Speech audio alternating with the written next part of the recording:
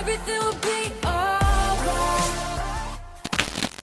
Hi City Youth, it's Amanda here. Before we carry on with the worship and the message today, I'm going to do a little warm-up / activity with you guys, and it's going to be a dance move. So most of you guys know it, but if you don't, then I guess you're going to learn today. It's called the floss. So I want you to stand up. I'm watching. Better stand up. Don't laugh, okay? Stand up, we're going to do it together. And ready? 3, 2, 1, go. Floss, floss, floss, floss. What comes next after floss? Another floss, floss, floss. All right, I'm exhausted. I don't know about you. That was like the P90X. I think that's the exercise for the rest of the year. Agreed? All right, let's put our phones away and get ready for worship and the message. I'm going to pray for us. Thank you, Lord Jesus, for having us here on the Zoom call from wherever we are. I just pray that each one of us will be able to take away something from the message, whether it be something speaking into our hearts or speaking into some part of our lives. Lord, I pray that you would work in us, you would protect us this week, and amen. Bye, guys.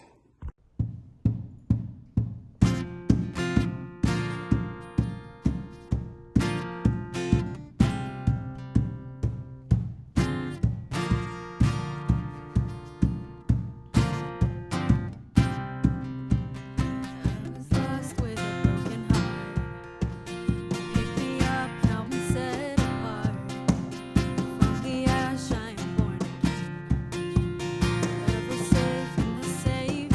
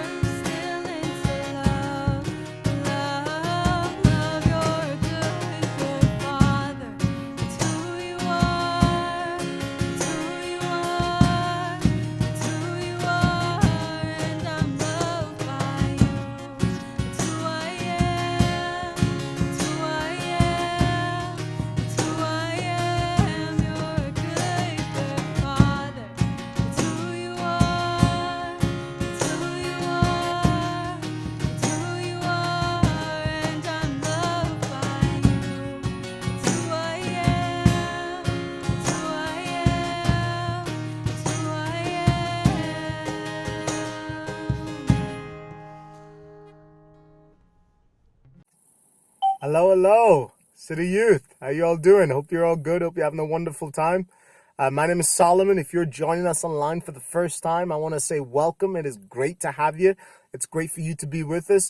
If you're always with us, I want to say thank you so much for being with us every single week. Thank you so much for taking the time out. I know that you could be doing anything. You could be, watching Netflix or playing video games, but you're not. You're with us. So I just want to say thank you so much for that. Really recognize that. Really appreciate that as well.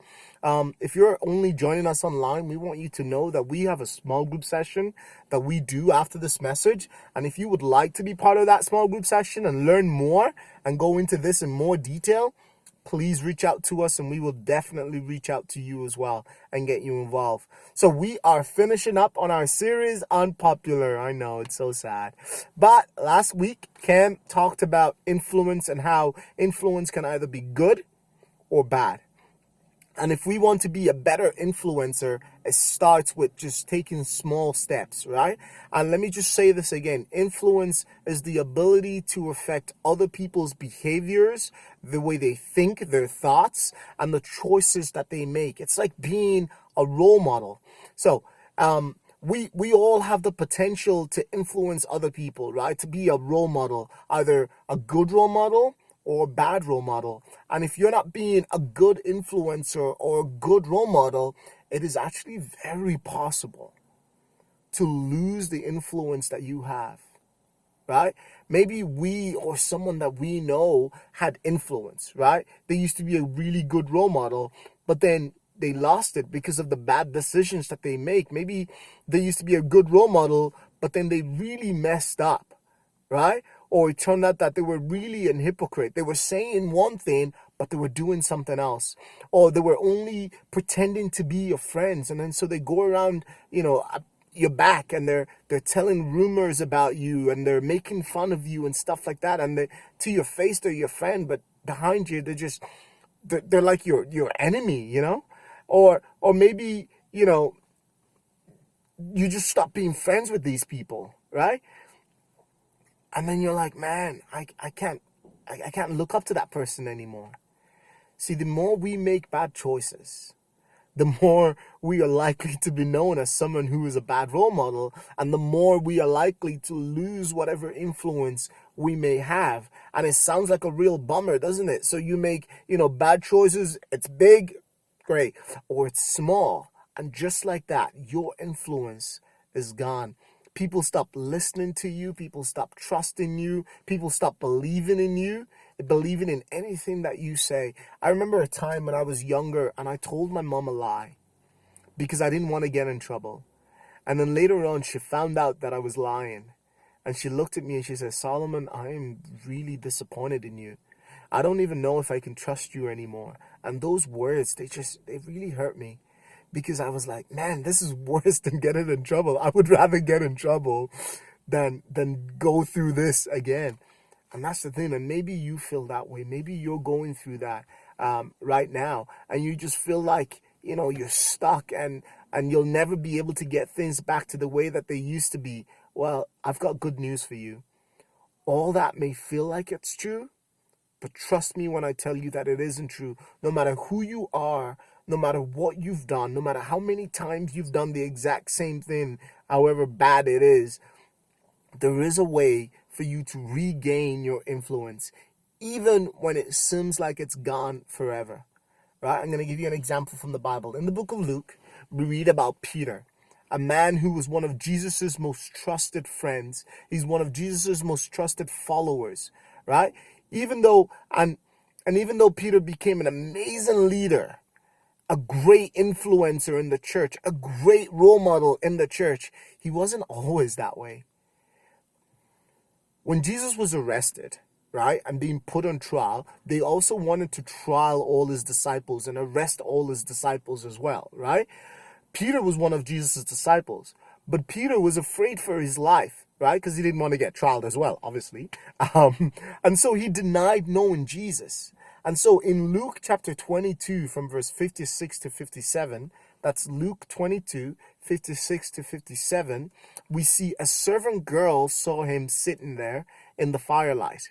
right? She looked closely at him, this is Peter, and said, "This man was with him." But he denied it. "Woman, I don't know him," he said. So basically what's going on here is Peter saying, "Hey, I don't know this Jesus guy. What are you talking about? I don't know him." This is one of Jesus's most trusted friend, his most loyal followers, his closest servant. And he just straight up lied about knowing who Jesus was. And so after Peter did this the first time, I'm sure he felt really bad about it. And he's like, "Oh my goodness, I can't believe I just did that. Oh my days. Oh man, I'd never do that again." And then another time came up. Someone else said, "I know you are the same guy. You are a follower of Jesus Christ." And so Peter denied it again the second time. And I'm sure again he felt bad and he's like, "Oh man, I can't believe I did that. Oh, I can't believe I did that." And then the third time, somebody else came and says, "Hey, you are definitely a disciple of Jesus Christ. You are definitely one of his followers. I can even tell because of the way you speak." And Peter denied Jesus again the third time. Did Peter mess up here? Yes, he did, big time. Did he feel awful about it? Yes. Because not only did he deny Jesus once, not only did he deny Jesus 2 times, he denied Jesus 3 times. And I just want to bring something out here for you guys. If you have made a mistake before, if you've done something wrong in the past, and you did the exact same thing one time, and you're like, "God, I'm so sorry for what I did," and then you did it again the second time, and you're like, "God, I can't believe I did that," and then you did it again the third time, and it's almost like there's something within you that is like, "Well, you did it the first time, you did it the second time, now you've done it again, you're definitely not sorry." You know what? God still loves you. God still cares about you. Because here's what we notice here. It says Luke talked about how Peter went outside and he wept bitterly over what he had done. He knew just how big and how bad and how costly his lies were. He knew that he had blown it big time. He knew that he not only just lost his influence, but also he lost his relationship with Jesus as well. See, it'd be easy to think that Peter will remain a bad role model for the church, or Jesus would never trust him again, or Jesus would never like Peter again. But Jesus doesn't allow our mistake to be the end of our story. Jesus doesn't say, "Well, Solomon, you've done that the first time, you've done it the second time, now you did it a third time, and you still say you're feeling sorry? No, I don't believe you." No, Jesus is saying, "Solomon, I know you've done it 3 times, but I am willing to forgive you." Jesus is saying, "I know that you've done this 100 times, but I am willing to forgive you. I am willing to just make sure that your mistake isn't the end of your story." So Jesus doesn't just see the mistakes that we make the way that we do. He knows our sins are forgiven when we come to him with an open heart. And when we come to him honestly, he offers us the forgiveness we need to start all over again. When given the chance to right his wrong, Peter communicated his love for Jesus. Jesus gave Peter another chance to win back his influence and use it to change the world. We see this in John chapter 21 from verse 15.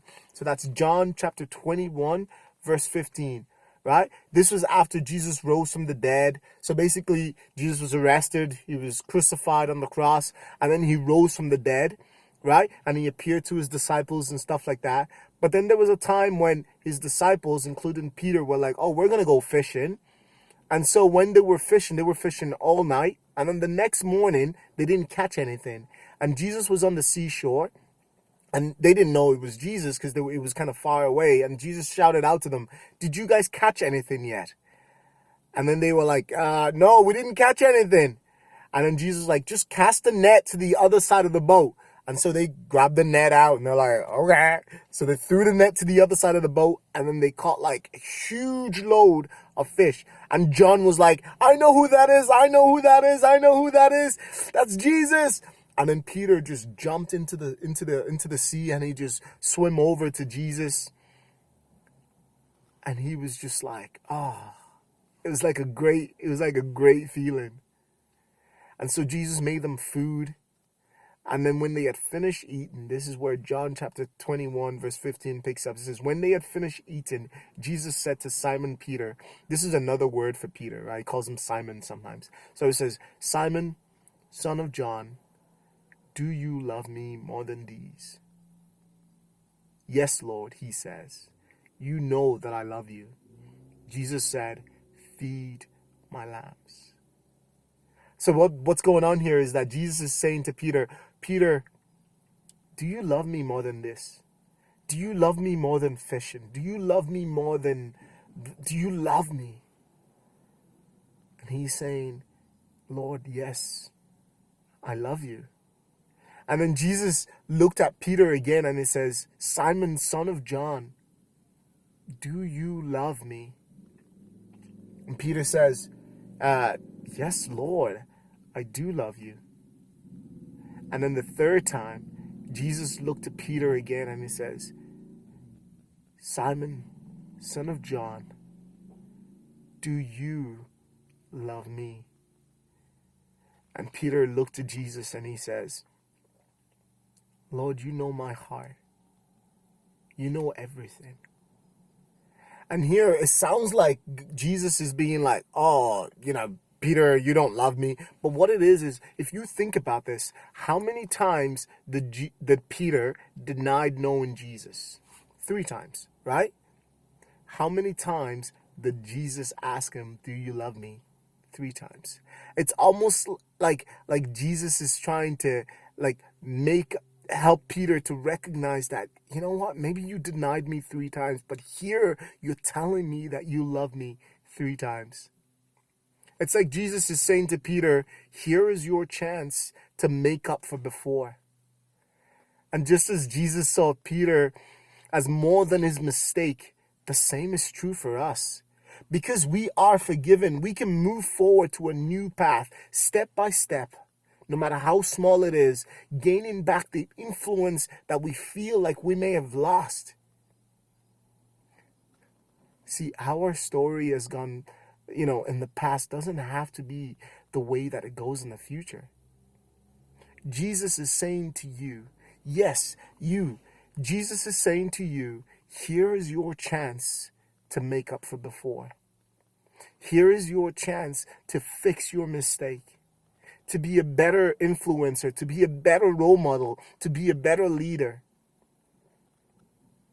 See, to start regaining your influence back, right? To start being a role model, a good role model again. I want you guys to think about these 3 things. The first one is, I want you to ask yourself, what may be causing me to lose my influence?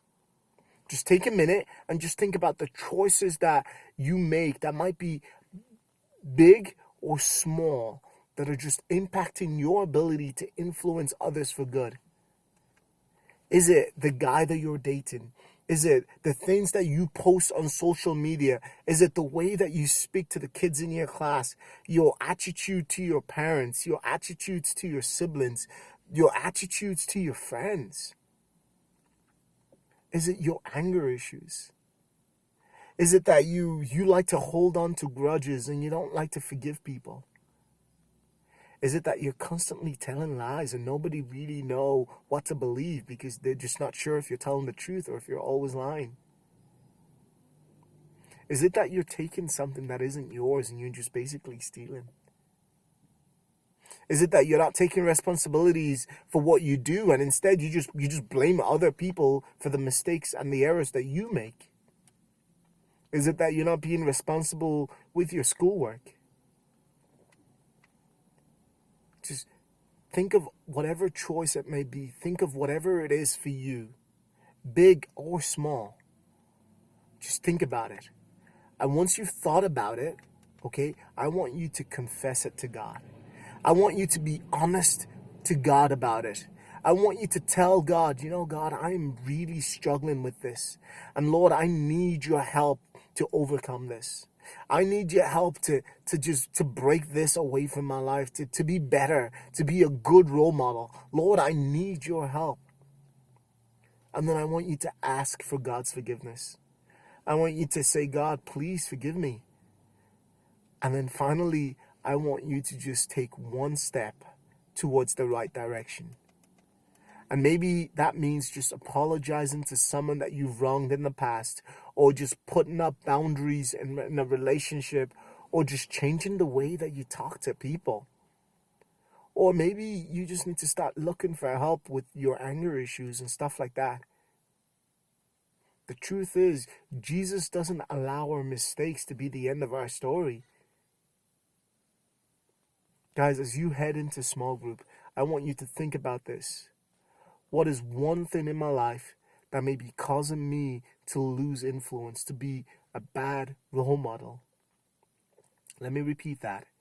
What is the one thing in my life that may be causing me to lose influence and be a bad role model? Guys, have a wonderful week, and I really hope that you enjoy small group. Ciao. Bye. Every little thing, everything will be alright.